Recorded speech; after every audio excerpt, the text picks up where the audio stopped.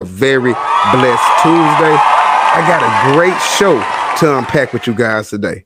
This is the Sober Gang Experience podcast, where we like to inspire those that is battling addiction.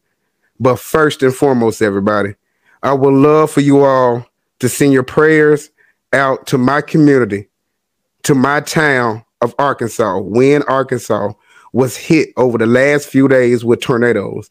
That the tornadoes really damaged the community. We are in rebuilding mode, everybody. A lot of people lost their homes, and some people had lost their lives.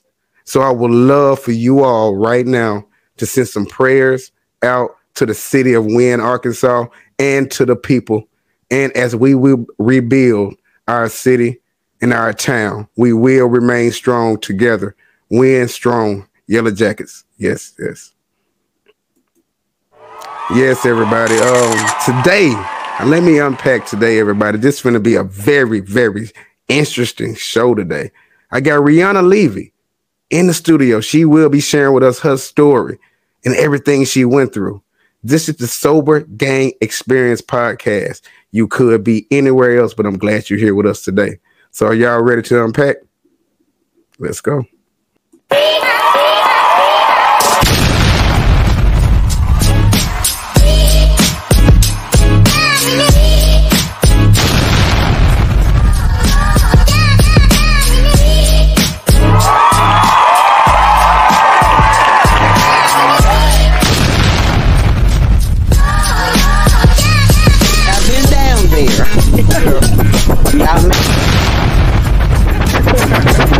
Hello and welcome to the Sober Gang Experience podcast with Mr. Showout TV. It's great to have you here with us today. I hope this podcast provides you with the inspiration to continue your journey towards a sober lifestyle. Please click the like and subscribe button before you start watching. Enjoy the show.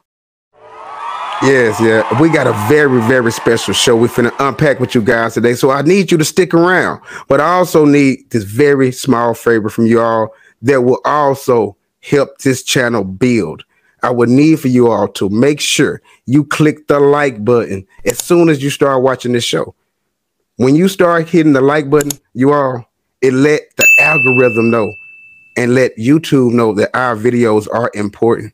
And that's what we need. We need you all to continue. Make sure you hit the like button when you start watching this video so our videos can get played more and more and more. It will be up front in the YouTube algorithm. So that is what we're aiming for. So a small little step for you all can help this show tremendously, and I would love that. So let's unwind. Happy Tuesday to you all out there today. I got Reanna Levy in the building, and she will be sharing her story with us today. So you all, hey Reanna, how you doing today? I'm good, thank you. Thank you again for joining the show. This will be an awesome show. How you doing? How you doing today? I'm okay. I'm doing great. I'm blessed. We blessed. Yeah, that's all we can do. That's all we can do is stay blessed. I would like to start off. Can you tell us a little bit about yourself? My name is Reanna Levy. I'm going to be 41 this year. From a young age, probably about the age 6, I have a family of, there's 5 kids in our family and a single mom who raised us on her own. Today I'm in recovery, first time in my life in recovery. Anyway, my mom, my dad went to prison as a child. He was in prison basically my whole life. You want me to tell my whole story? Yeah, no, you're doing fine. You're doing fine. Okay. So from a very young age, I had a lot of trauma growing up. My father being in prison, my mom being on her own. There was addiction going on in my family. So I went into survival mode, not knowing that I was in survival mode for about the last 20 plus years of my life. I always wondered what was wrong with me. And I just now learned that there was nothing wrong with me. I was actually in survival mode this whole time. I recently took trauma therapy and learned that. I started using drugs when I was 13. The first time I used drugs, I found them in my mom's bathroom. Sorry, Mom. I became addicted to methamphetamine. I was using meth. I was drinking. I was smoking weed from the age 13 on. From the age 15, I got into a relationship. Well, I'm missing a lot. My mom was in a relationship when I was younger, and it was kind of a really bad relationship for her. So we grew up with a lot of domestic violence, a lot of alcoholism, drug use, you know. And so then I kind of followed the footsteps of that, and I got into a bad relationship for 8 years, and kind of an abusive relationship while I was on drugs. And then I got out of that relationship like around the age 23. I started doing crime when I was about 23. I started doing a lot of crime, and then I went to prison for my first time. Skipped county, went straight to prison. And then from that point on, I was in and out of prison and jails, and it's in and out of prison and jails. I'm not going to say institutions because I never really had the opportunity to go to a program. The DA always wanted me to do time. So I've done about total of 10, well, like 8, almost 9 years locked up in my life. I was in a rabbit hole for a lot of years. You know, a lot of my friends are affiliated, you know. Right. So I have a lot of friends that are affiliated, and I just hung my ex-husband. Me and him were on the run from 2010 to 2014. He was wanted for weapons and sales, so he was considered armed and dangerous. I was on the run from parole. We traveled across the United States like that. And I finally, after that run, I finally got caught in 2015. I did a couple years, got out. So it's just been the same cycle over and over. I understand your story because, you know, a lot of people go through traumatic issues, you know, when they're young. And sometimes we just don't know how to get out of it. Basically, what we see when we're growing up, that sometimes if we do not change things or our parents change things, that tends to be the way we actually grow up. So I have a couple questions for you, Reanna. All right. When did you have any support from your family members, friends or family at the beginning? At the beginning of my incarceration, or at the beginning, my family, when I was younger and I started my addiction, they were in their addiction, and my dad was out of my life. So, you know, no, I had no guidance and no, you know, and I'm not blaming my mom. Mom, I love you. You did everything you could do. So, yeah, that's what we, you know, at the beginning, you know, that's really all we can do, especially when we don't have any guidance, Reanna. A lot of things seem to just pour down on us, and you know, sometimes we got to find a way out, and sometimes we got to find an outlet. So, but not having a support system, it's a lot of people in this world right now that don't have no support system. They just trying to figure this shit out as they go. So, yeah. You know, I was really blessed. Like, I did have like my grandma. You know, she did what she could. You know, my mom was stuck in a bad relationship. My first prison term and my second prison term. So, you know, I was blessed to have my grandma, you know, but I didn't get to see her, and I didn't, you know, as a child, as a teenager, I had no guidance. I didn't know, you know, a right way to live. I had no idea, you know, so. Yeah, that's understandable. When did you realize that you had a problem? When did you realize that your addiction was, you know, getting out of hand? Or yeah.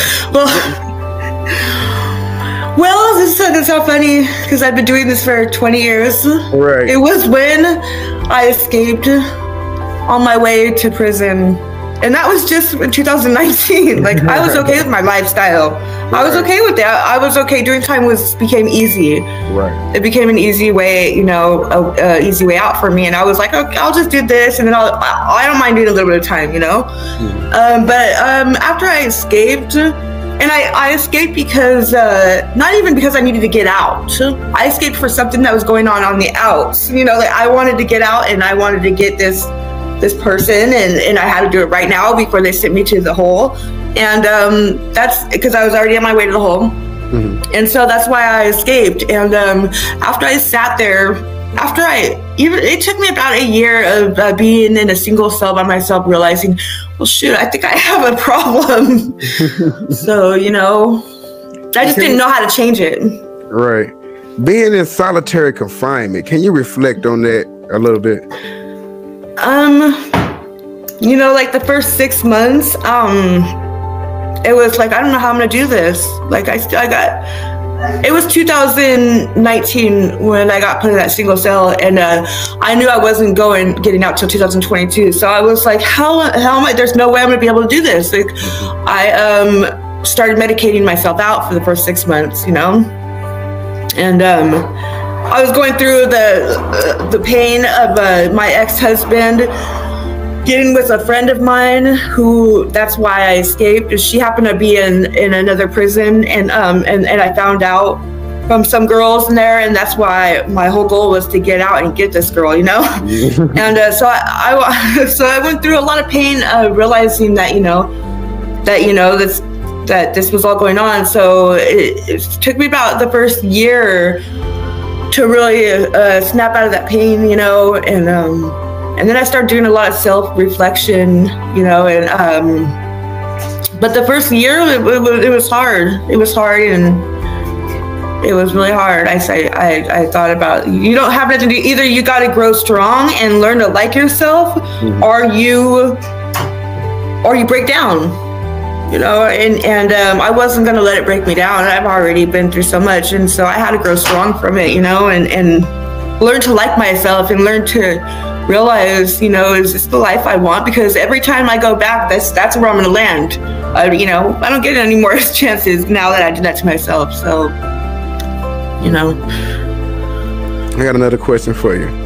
Did your incarceration, being locked up in solitary confinement, or just being locked up, period, did it increase your addiction? Because I know it's still plenty of ways to get anything that you want to being locked up. So tell me the process, and tell me that. Did it increase your addiction, or did you lay back off of it for a while? Oh no, that increased my addiction. Right. Being sitting in that cell for almost 3 years. It was actually 2 years and 8 months, because they let me out 2 months early because of my lawsuit. But being in that cell did not change anything about my addiction. It just made it worse. I was any drugs that came through there. I got in trouble for making Pruno. I got rid of my rights. I almost cut a new case because I just didn't want to feel, you know. And I made like 15 gallons. It was finally 15 gallons of Pruno they caught me with, where they read me my rights, and I still was making Pruno after that. So the addiction, during the time being in the cell, did not help my addiction at all. In fact, I got out and I went even crazier. So I got out and went even crazier. Like, and I didn't know, they didn't give me rehabilitation or resources. So I just got out to a whole new world. I was in there during COVID, during the fentanyl epidemic, during I was in there during the George Floyd. So I got out to a whole new world, you know, and it was crazy, and I just went right back to what I was doing because I did not know how to do things the right way. I knew I didn't want to do this anymore. I don't want to do this anymore, but I don't know how. You know, I didn't know how to change. I'm glad. Yeah, I'm glad you said that, because mental illness and addiction is very, very serious. That would also be my next question I would love to ask you about. You can reflect on that. Being not able to understand, or you did not know any way out. What are your thoughts about mental health? Mental health is serious. It's a serious thing, you know. Mental health is a serious thing, and I always considered myself, I don't have any mental health issues, you know. but addiction stems from mental health, you know, and it's okay to have a mental health issue, and it's okay to admit it and come to terms with it. It doesn't make you weak, you know. You're absolutely right. You're absolutely right. Because a lot of people, like I always say, it's a social stigma that people of all ages, of all races, sometimes think that when they have a problem, they don't need to go get help. They don't need to go get therapy. They don't need to get counseling. But sometimes that is the best thing. But like you said also, sometimes we just do not know any way out, or we just don't have the people or the guidance that can guide us. Yeah, that can help us in our addiction as well. Yeah. Also, while you was locked up, what was your mental well-being at that point? Because I know you said you wanted to get out and you wanted to get at the girl and everything like that. Did it ever break you down when you was in there? Oh yeah, I mean, I'm not gonna lie. Like, there were days where I would just start punching my bed, you know, my little mat. I would just start punching it because I was so mad, so angry, you know. Yeah, it broke me down. It broke me down, you know, and then a few times, yeah. Yeah, because I probably can't even imagine being in solitary confinement for 3 years. Was your family members and people coming to visit you, or were you just on your own? You know, my mom, bless her heart, my mom's been the rock in my life, you know, and my mom, mind you, she's been clean now for 20 years. She did it on her own, you know, and she has been like the number one person. She never gives up on me. And so at first she was like, you escaped? Who does that, you know? And you know, it was short-lived, but like I said, like I'm so blessed to have had my mom, you know, and she gave me strength throughout it. I wasn't allowed visits. I was allowed video visits through video twice a week. And so I had like a friend or two that would visit me every once in a while. And I had my mom, you know. So we're going to take it back a little bit. Let's take it back a little bit. About your addiction. What was your drug of choice? Methamphetamine. Methamphetamines. Yeah. And then what was the underlying factor that led you to even just start using? It was the trauma as a child. I never thought that I had trauma as a child because I didn't think that I heard other girls having worse, you know, things happen, and I never realized that. I'm sorry. Yeah, having you know, family member. Can you hear me? Yeah, I can hear you. Okay, so having like nobody there, and mind you, I have 3 sisters and a brother, and we all went through it. So having I was the middle child. Some of us, it affected others more than others, you know. And so like I wondered my whole childhood, when my mom got into her addiction and my dad disappeared, if my mom was alive, where is she? Is she okay? I was so codependent with my mom at that age, and we split from hotel to hotel, you know, we never lived in one spot for more than a year, you know. That was a lot if we did. So my whole childhood was based upon if my mom was okay, my little sister was okay, you know. And so that's a lot of trauma to go through, you know. A child shouldn't have to grow up like that, you know. It's not. I never wondered what I'm gonna get for Christmas, or what am I gonna wear for school, or do I get to go school shopping? You know, my whole childhood was like, where are we gonna stay that night? How are we gonna eat? You know, is my mom alive? Where's my mom? You know, and so it was a lot of trauma, and more things happened. A lot of different little things happened, you know, during that time. You know, I remember being like 5 years old, riding in the passenger seat of a van, my mom's van, and us being shot at, you know, and that was something that had to do with my father, you know, and the people that he was hanging out with. And so like At that age, I just learned that at that age, when something happens to you as a child, you go into survival mode. Your identity detaches. You lose your identity, and it's a subconscious thing. So I went into that survival mode and took off from there. You know, I never realized what was wrong with me. Yeah. Did you ever get any help, or was there any ways that you can get any counseling and therapy, or that wasn't available to you? That wasn't an option. Like the district attorney, the DA, they didn't.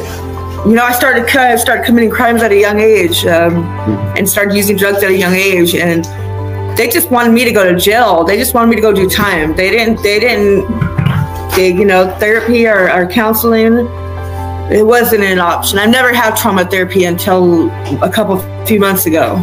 So you can basically, can you probably say that if you never would have got into meth, a lot of your problems and your issues wouldn't be there?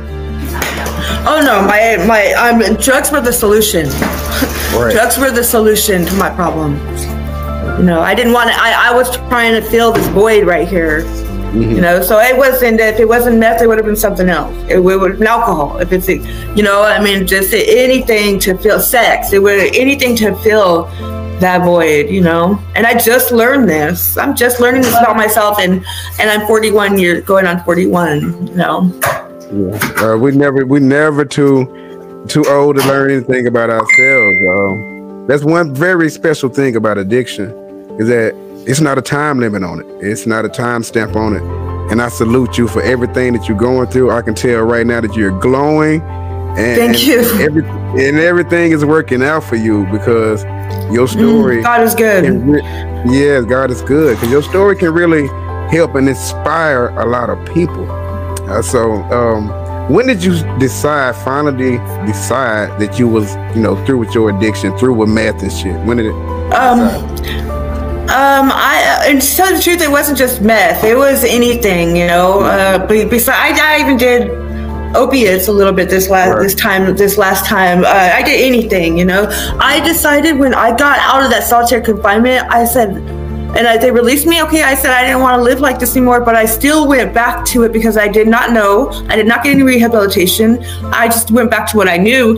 And so what had happened was, I went back out, I started using even more than I ever used. I started using needles a lot. I started, and I caught another case. My public defender, I told her, and I never minded doing time before. I was okay with it, but I said, no, this wasn't supposed to happen. I said, no, you don't understand. Like, this wasn't supposed to happen. I'm not supposed to be going back again. I don't want to do this anymore, and I just don't know how to not do it anymore, because I sat in a cell for years. I don't, and so she fought for me to get to the program, and which they never given me the opportunity to have rehabilitation. So I want to give that to this system. They gave me this opportunity, a beautiful gift of sobriety. Instead, they're like, okay, we're going to give her this chance, and they did, they gave me this chance. And so I was still, after I signed that deal, and with the 4-year, 8-month lid, and I still had like 45 days to turn myself into the program, I still was like, why did I sign that deal? Like, I don't know. How am I going to do that? How am I going to stay clean on probation for 2 years? There's no freaking way. I might as well just do my time, because that's easier, And so finally, just something told me. It was the people I was hanging out with, and it was just, my mom actually for the first time ever put me out. My brother, I got in a fight with my brother, and I got physical with him, punched him in his face a couple times, and my mom was like, you can't be here anymore. She's never done that to me. So I was homeless at that point, and out on bail, homeless, and it was at that point where I knew, and the program, I had to leave San Diego and find this program in Orange County and go through a lot just to get out here, because I knew what was right for me. I needed to detach myself from San Diego, but I still didn't want to go. I was still in my addiction, and I was still holding on. And it was the program Northbound Treatment Center in Garden Grove. I love you guys so much. Well, they were persistent about getting me, having an Uber come get me. And they finally said, I missed the first Uber and I'm not going. And mind you, I'm about to get sentenced to court. Like, I'm waiting to the last minute. In my head, I'm going back to jail, you know? And the lady texted me from the Northbound Treatment Center and said, Reanna, you need this. And it was just something in my head said, you know, you're right, I do need this. So that day I went to that car Uber and came all the way out here. And from that point on, I was like, you know, I'm going to try this. Why not? Well, what do I have to lose? You know, I'm going to try this. And I did. And it took about 3 weeks to realize that, wow, I can like this, you know? Yeah, that's sober. That's sober. Actually, yeah, that sober life is the shit, Reanna. I'm telling you. Because it's so crazy, you know, it's so beautiful, you know. Yeah. So 20 years of being stuck in this rabbit hole, and I'm just climbing out of this hole. And I literally ran into a brick wall over and over for so long. And when they say love yourself, I never knew what that meant. I was like, well, I take a shower. I put my makeup on. I love myself. No, that's not what they meant. You know, now I know what they mean when they say love yourself and, you know, give yourself the chance. I always thought when I was sitting in that cell, it's too late. I've already screwed my life off. Mm-hmm. What am I going to do for the rest of my life now? I'm 40, you know, what am I going to do? But now it's so different than it was 3 months ago. My perspective of life is so different. I'm telling you, I was the biggest fuck off, excuse my English, the biggest fuck off ever. Anything good that came in my life, I would fuck off. Yeah. So I know that. Yeah, so I know that if I can make this shit right, and not only that, I surrendered, you know, while I was in the detox center. I surrendered. I remember, I'm not gonna lie, I went in there with drugs. As soon as I got in there the next day, I flushed the drugs, you know. And they searched me too, but they searched me, but I know how to hide drugs. Like, I've done time, you know, so they didn't find the drugs. But at that point when I surrendered, when I surrendered in the detox, I surrendered and I gave it to God, I think subconsciously. Because I knew it was now or never. It was now or never, you know. So I can see that blessed smile. Gratitude. Yeah, I can see that smile on your face when you say surrender. When you say you like being clean and being sober. Because this is one thing I always say. I mean, everybody used to tell me this. I never knew that being sober and being clean would be so fucking fun, Reanna. I'm enjoying this. I'm enjoying the time being clean. I'm clear-headed all the time. I can think straight. I can think right. And when you like that, Reanna, you can calculate your next move. Like they always say, make your next move be your best move. Like they always say, make your next move be your best move. Yeah. When we in our addiction, we all over the place. We all over the place, Reanna. We really don't care about nothing. We just want to get to that next dollar. We want to get to that next little piece of dope. And we don't care who we hurt in the process on the road getting there. We just content about what we can get at that moment or where we can get it from or who we can get it out of. That is very, very... I love the way that when that's all that matters. That's the only thing that matters. I love when you said that when you surrender, how your face lit up. See, that's what it's about, everybody. That is what it's about when you're in your addiction, when you surrender yourself and you look at everything you done been through in your life. You look at your past and being locked up. When you just give it all up and you be like, you know what, fuck it. I can't do it yourself. Because a lot of times we've been trying to do this shit, Reanna, our lives, our whole life. And where has it led us to? Our own way. Our own way. It seems like our way just do not fucking work. You know what I mean? It did not work. It do not work. So sometimes it is best. It's better off to try to find a higher power or try to find a way to just get away from those demons. I would like to ask you another question. Those demons bigger than you. Yes, that's always is. It's a higher power greater than yourself can lead you out of your insanity. Every day I know a lot of people in addiction, they struggle with staying clean and everything like that. So How's your battle with staying clean? How's that going? Okay. Well, let me tell you, and one thing that kept me going when I forgot to mention this, when I was in that solitary confinement, was gratitude. That was what kept me going in there. That's what kept me alive. Even though I was sitting in that cell by myself, I had things to be grateful for because I was getting an out date, because I have this, even if it's one family member in my life that believes in me. There's just every gratitude. So right now, a couple things that came up, and it's the devil trying to attack him. And once I realized it's, because he doesn't like this. I've been in his life, on his side for so many years, from such a young age. He had me in his grip. So he's not happy with this. But once I realized his little things that he's throwing my way, and I realized it was him, I'm like, is that all you got, homeboy? Like, is that all you got? I'm like, is that all you got, homeboy? Like, is that all you got? Because I have something way bigger behind me.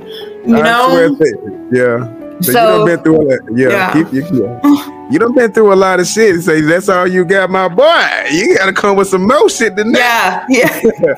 Well, mind you, I had brain surgery too while I was incarcerated. Yeah, I had read about that. Can you reflect on that a little bit?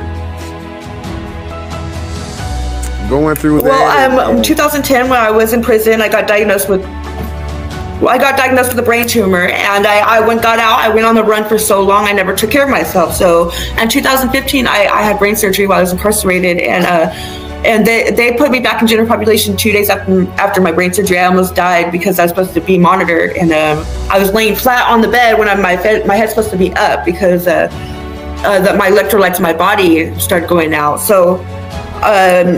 So I had that happen, and I went back to state emergency room for 2 weeks. It was later down the road when I got out and went back in, that during COVID, where the brain tumor came back. And so the medical completely ignored it and neglected it. And so that's another thing that I'm battling with a little bit, but I'm a survivor, and so I'm good, Yeah, I love that. Because I had read the story when you told me to look it up and everything like that.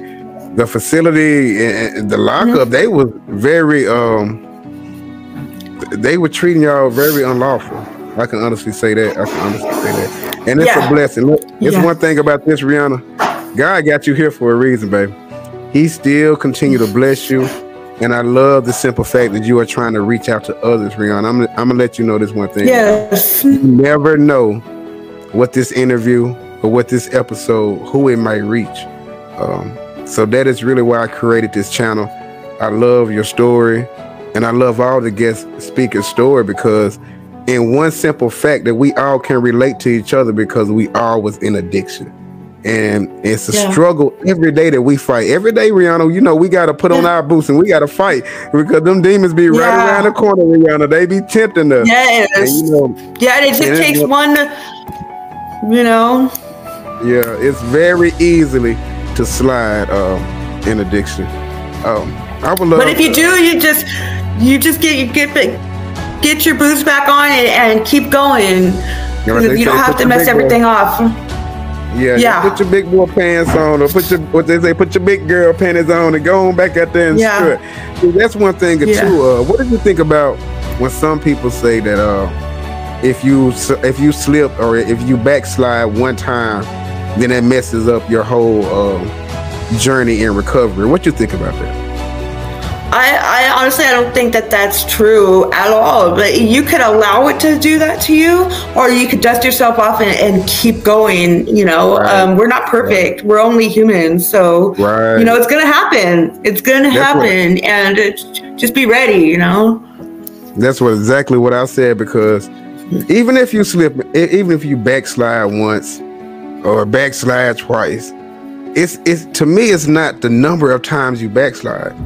It's that that you backslid, that that you done it, and that you got to pick yourself up. You can look yourself in the mirror and be like, what? Yeah, I fucked up, but tomorrow is a new day, and tomorrow I'm gonna get this shit together.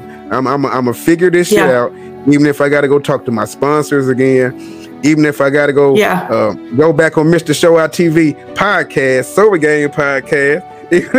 Back on Mr. Show Out TV podcast, Sober Game podcast.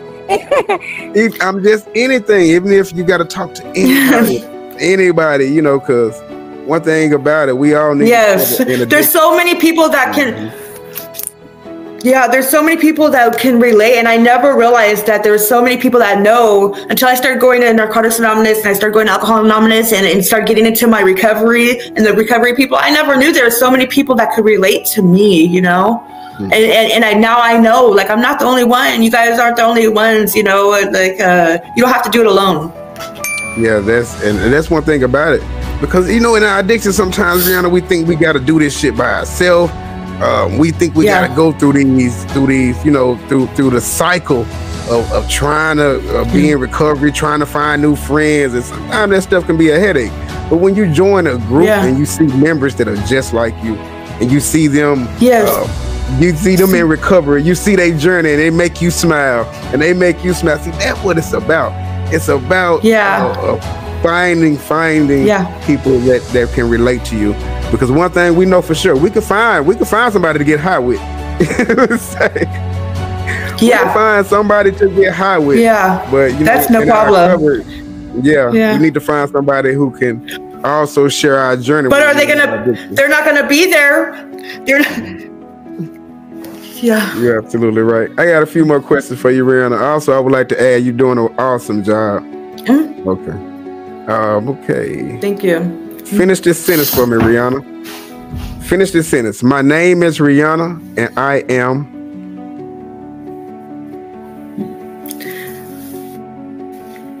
grateful, strong, brave, and proud. Awesome. I love the way you put all that together. That's awesome. And I love to say this one more time, Reanna. You're doing an awesome job in your recovery. I can see the change in you. I can see. Thank you so much. I can see that you're really trying, and regardless of what you've been through, Reanna, that shit don't matter no more. Only thing that matters right now is that you making steps towards a better life, a better way of living, and you're trying to encourage some people on your way there. So it's never too late, Reanna. Just continue to go. Okay, I got another question for you. Thank you. Who is? You are. Who is Reanna? Who is Reanna? I'm doing my step work right now. So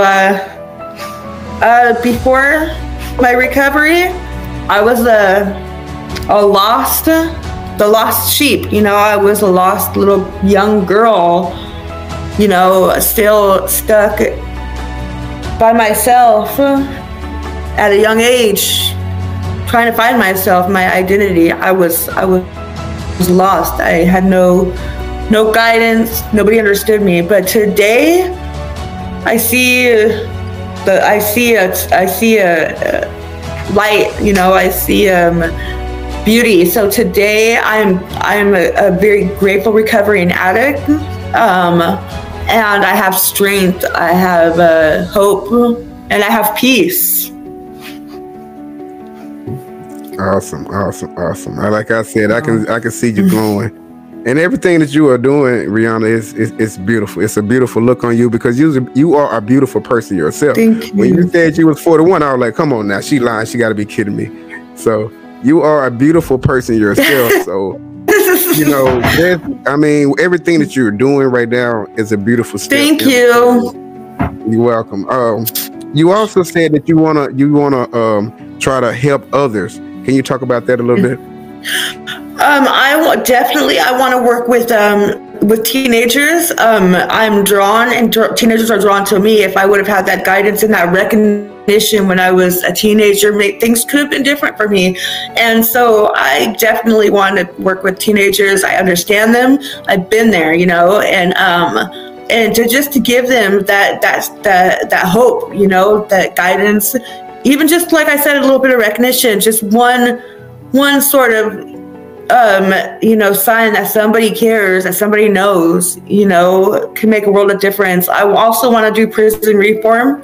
I want to help be a voice for the inmates and incarcerated people, and and be an example that it does work. You guys give us the chance, the system, if you guys give us a chance of rehabilitation and understand addiction is a disease, you guys that do a little bit of research on that, and I mean, it helps, it works, you know. So I told the judge and the DA last week when I got sentenced, or 2 weeks ago,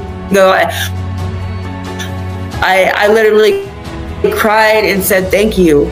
Thank you. The judge said, keep doing what you're doing. I'm proud of you. The DA nodded her head. I've never had that happen. I said, thank you for giving me this gift of sobriety instead of sitting in a cell, you know? And so if I could do it, I wanted to show them and lead by example that a lot of people, it's us people that are in and out that need the help, you know? So. Are you well on your way? You well on your way, Reanna? And like I have friends. Thank you. I wish you all the best because, right, you know, it's like I said, it's never too late. It's never too late, Reanna, and you are taking all the right steps in the right direction. And, you know, God will lead you into the right direction also. Okay, I got another question for you. Thank you. Okay, finish this sentence for me, Reanna. Today I will not...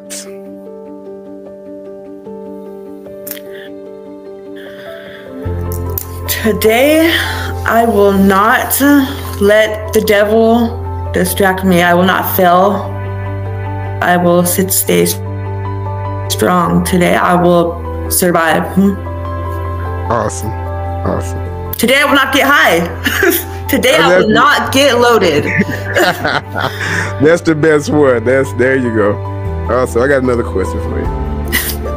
Since you smiling, I like that smile you got. Yeah. Okay, what makes you smile? What makes you smile in your recovery, Reanna? So much.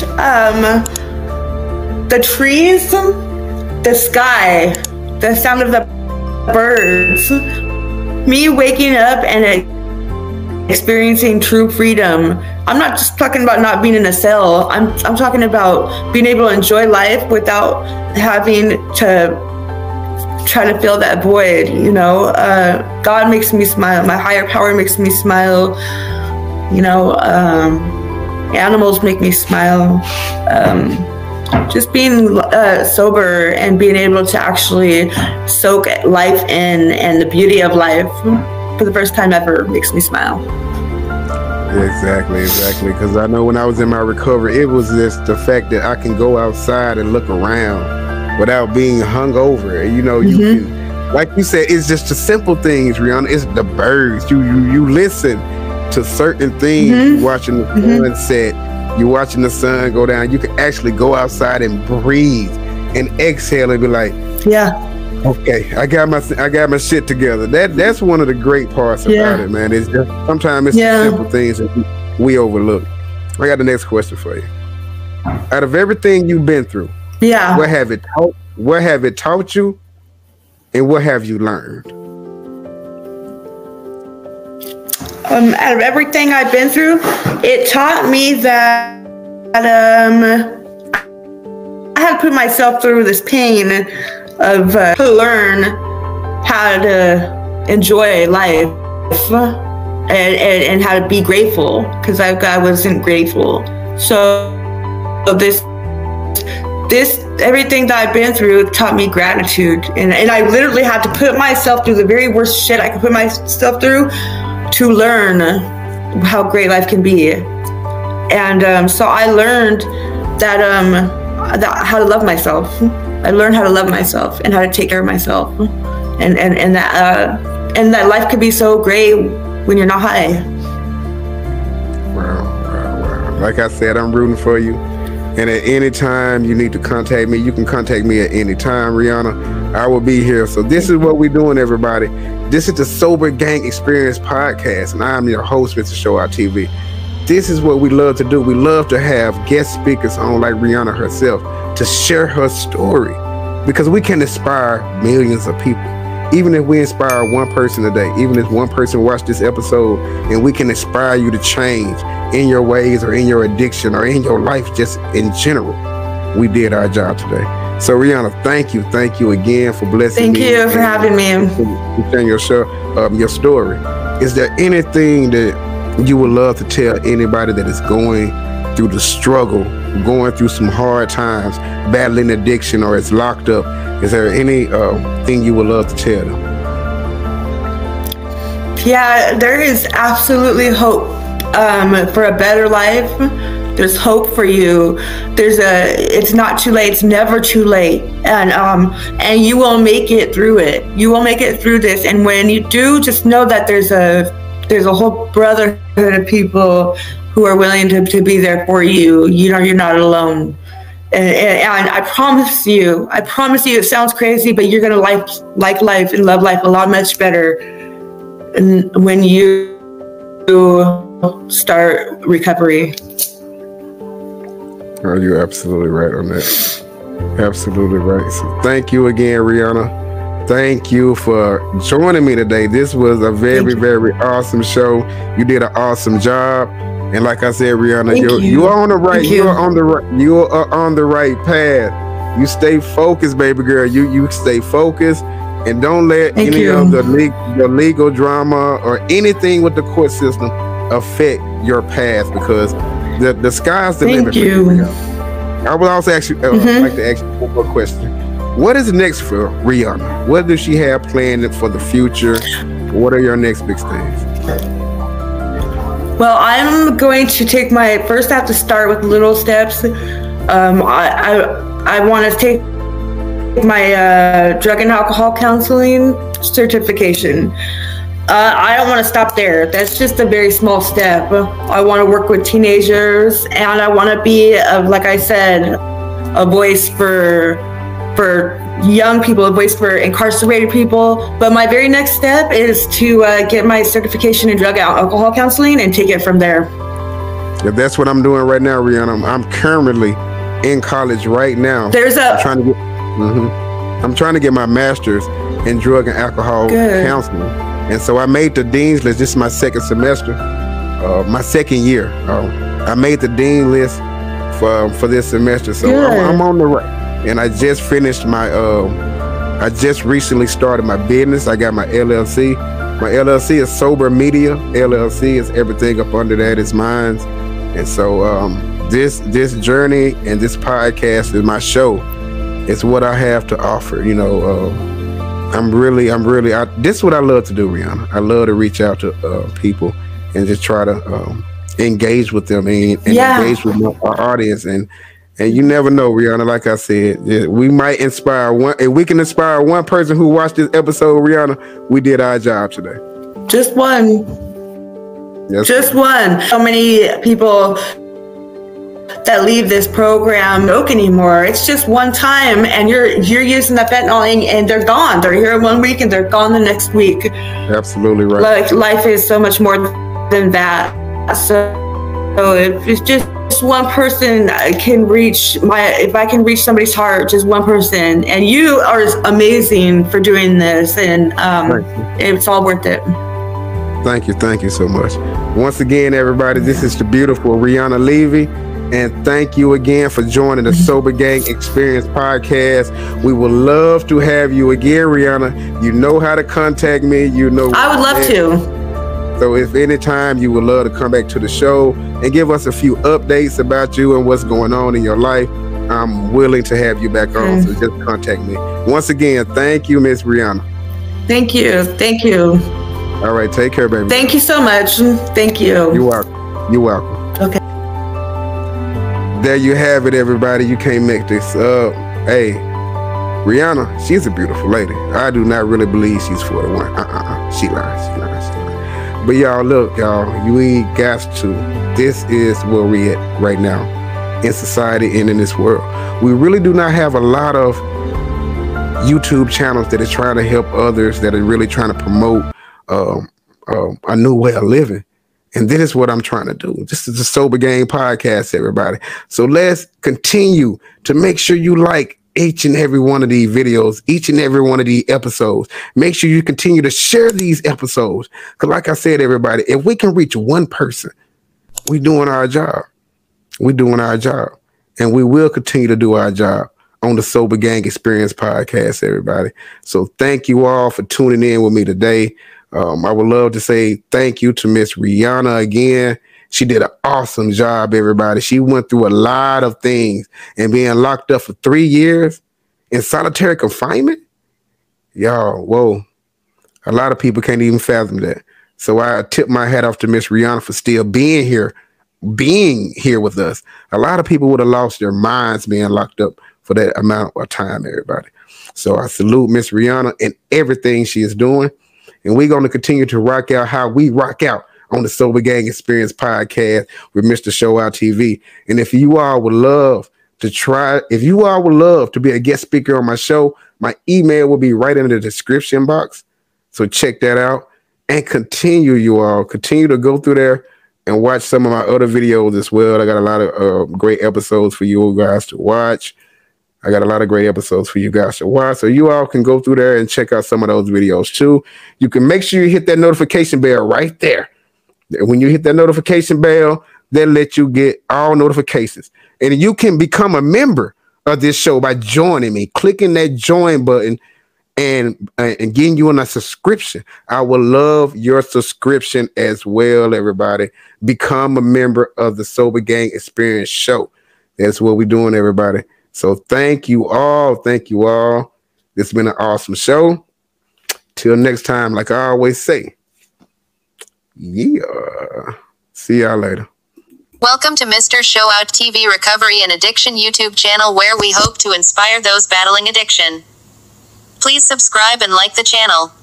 Make sure you click the notification bell to get notified whenever we broadcast. Thank you and enjoy the show. To support the channel, you can send donations to Cash App $Mr. Show Out TV. So please don't wait, subscribe now. Together we can help and give inspiration to millions of people.